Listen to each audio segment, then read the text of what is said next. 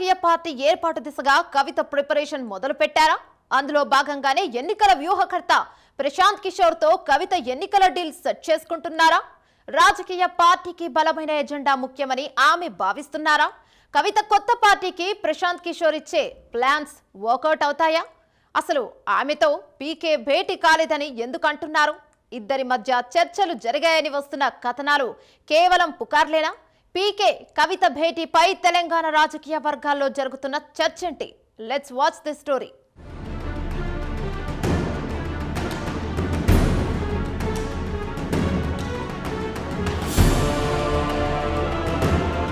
తెలంగాణ రాజకీయాల్లో మరో కొత్త పార్టీ రాబోతోంది. తెలంగాణ జాగృతి అధ్యక్షురాలు కల్వకుంట్ల కవిత ఆ దిశగా ఏర్పాట్లు చేసుకుంటున్నారు. అందులో భాగంగానే బీఆర్ఎస్ నుంచి సస్పెండ్ అయిన తర్వాత జాగృతి జనంబాట పేరుతో జిల్లాల పర్యటనలు చేస్తున్నారు.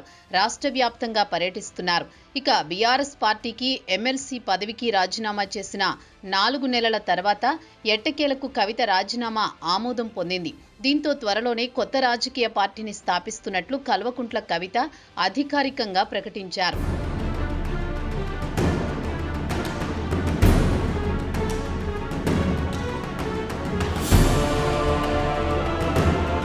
కవిత తన రాజకీయ ఎత్తుగడలో తెలంగాణ సెంటిమెంట్ ద్వారా ప్రజల మద్దతును సంపాదించగలరా లేదా అనే చర్చ రాష్ట్ర వ్యాప్తంగా జరుగుతోంది. తెలంగాణ సెంటిమెంట్ ను బతుకమ్మ, గులాబీ రంగు వంటి చిహ్నాలను ఉపయోగించి సెంటిమెంట్ వర్కౌట్ అయ్యేలా ప్లాన్ చేస్తున్నారని ప్రచారం జరుగుతోంది. తెలంగాణ రాష్ట్ర సాధన ఉద్యమం నుంచి వచ్చిన కవిత రాష్ట్ర ప్రజల ఆకాంక్షలు, సంస్కృతి ఆధారంగా రాజకీయ ఎత్తుగళ్లు వేస్తున్నారని, వాటి ద్వారా మద్దతు కూడగట్టాలని చూస్తున్నారని విశ్లేషకులు చర్చిస్తున్నారు.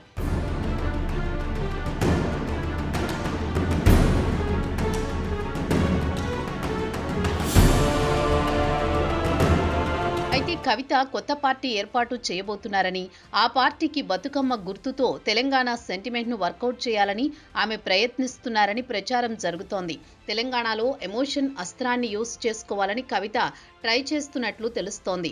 తెలంగాణ పేరుతో దేవేందర్ గౌడ్, నవ తెలంగాణ పార్టీ, విజయశాంతి, తల్లి తెలంగాణ పార్టీ ఏర్పాటు చేయగా అవి ప్రస్తుతం ఎక్కడా కనిపించకుండా పోయాయి. అలాగే కోదండరాం, తెలంగాణ జనసమితి, తీన్మార్ మల్లన్న, తెలంగాణ రాజ్యాధికార పార్టీలు పెట్టి తమ ఉనికిని చాటుకునేందుకు ప్రయత్నిస్తున్నారు. ఈ నేపథ్యంలో సెంటిమెంట్ ను పండించేందుకు కేసీఆర్ తనయ కవిత సిద్ధమవుతున్నారు. అయితే ఇలాంటి సెంటిమెంట్ రాజకీయాలతో పుట్టిన పలు పార్టీలు కనుమరుగయ్యాయి. మరికొన్ని తమ ఉనికిని కాపాడుకునేందుకు ప్రయత్నిస్తున్నాయి. ఇలాంటి పరిస్థితుల్లో కవిత ప్రయత్నం విజయవంతమవుతుందా లేదా అనేది పొలిటికల్ సర్కిల్లో తీవ్ర చర్చ జరుగుతోంది.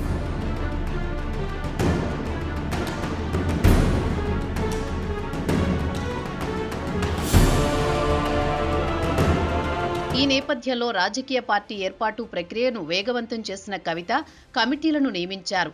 రాష్ట్రంలో వివిధ వర్గాల ప్రజలు ఎదుర్కొంటున్న సమస్యలపై అధ్యయనం చేసి తనకు నివేదిక రూపంలో ఇవ్వాలని కోరారు. ఇప్పటికే రాజకీయ పార్టీ ఏర్పాటులో భాగంగా అజెండా ఏ విధంగా ఉండాలి అనే దానిపై కసరత్తు చేస్తున్నారు. ఇక తన పార్టీ లాంచింగ్ ఘనంగా ఉండేలా కవిత ప్లాన్ చేస్తున్నారట. అందులో భాగంగా దేశంలో ఎన్నికల వ్యూహకర్తగా ఉన్న ప్రశాంత్ కిషోర్ తో కవిత భేటీ అయినట్లుగా పొలిటికల్ సర్కిల్స్ లో చర్చ జరుగుతోంది.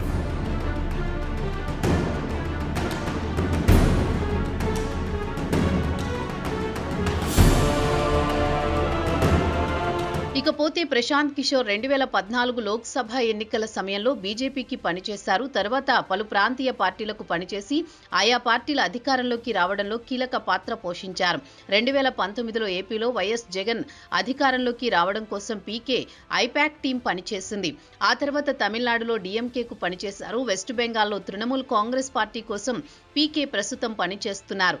ఐపాక్ సంస్థను ఏర్పాటు చేసిన పొలిటికల్ స్ట్రాటజీని పీకే అందిస్తున్నారు. రాజకీయ పార్టీ ప్రచారం, వ్యూహాలు, ఎన్నికల మేనిఫెస్టో, అభ్యర్థుల ఎంపికలో ప్రశాంత్ కిషోర్ ఐపాక్ టీం కీలక పాత్ర పోషిస్తుందని టాక్ ఉంది. దీంతో ఇప్పుడు కవిత సైతం పార్టీని బలంగా ముందుకు తీసుకువెళ్లాలంటే ఎన్నికల వ్యూహకర్త ఉండాలని డిసైడ్ అయ్యారట.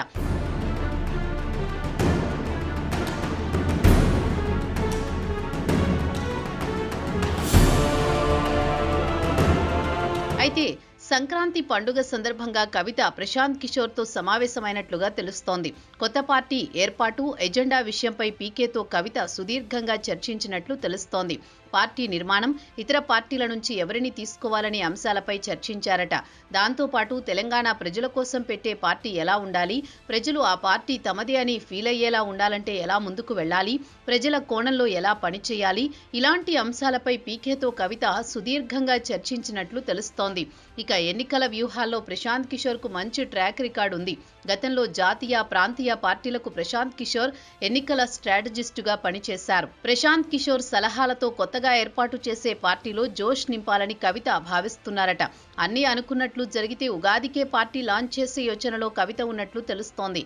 కవితతో కలిసి పనిచేసేందుకు ప్రశాంత్ కిషోర్ సైతం సానుకూలత వ్యక్తం చేసినట్లు సమాచారం.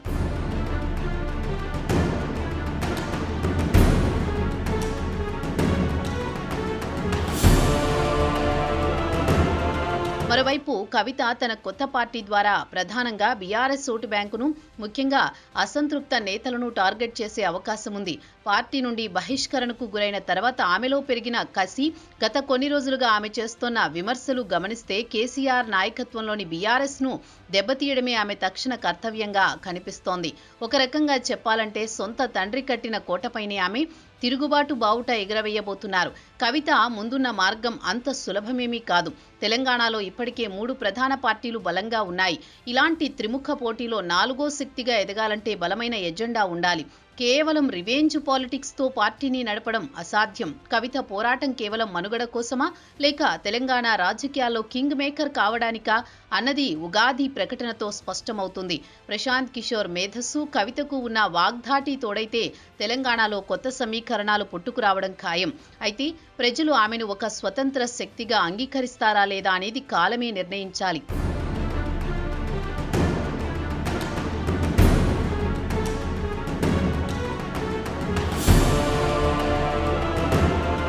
మరోవైపు ఈ క్రమంలో కవిత ఏర్పాటు చేయబోయే కొత్త రాజకీయ పార్టీకి తాను వ్యూహకర్తగా వ్యవహరించబోతున్నట్లు వస్తున్న వార్తలను ప్రశాంత్ కిషోర్ ఖండించారు. గత కొన్ని రోజులుగా మీడియాలో, సోషల్ మీడియాలో కవితతో తాను 2 సార్లు భేటీ అయ్యానని, తెలంగాణలో కొత్త పార్టీ ఏర్పాటుపై చర్చలు జరిగాయని వస్తున్న కథనాలు కేవలం పుకార్లే అని ఆయన స్పష్టం చేశారు. ఈ లీకులు పూర్తిగా అవాస్తవమని, తనపై వస్తున్న వార్తల్లో ఎటువంటి నిజం లేదని పీకే తేల్చి చెప్పారు. తెలంగాణలో మరో కొత్త రాజకీయ పార్టీకి అవకాశం ఉందని తాను అన్నట్లుగా జరుగుతున్న ప్రచారాన్ని కూడా ఆయన తోసిపుచ్చారు. కవితతో కలిసి పనిచేయబోతున్నట్లు వస్తున్న వార్తలు కేవలం ఊహాగానాలేనని, తన రాజకీయ ప్రయాణం, వ్యూహాలకు సంబంధించి ఎటువంటి నిర్ణయం తీసుకున్నా తానే స్వయంగా వెల్లడిస్తానని పేర్కొన్నారు. ఈ వివరణతో గత కొద్ది రోజులుగా తెలంగాణ రాజకీయాల్లో కవిత కొత్త పార్టీ, పీకే వ్యూహాలపై జరుగుతున్న చర్చకు ప్రస్తుతానికి తెరపడినట్లయింది.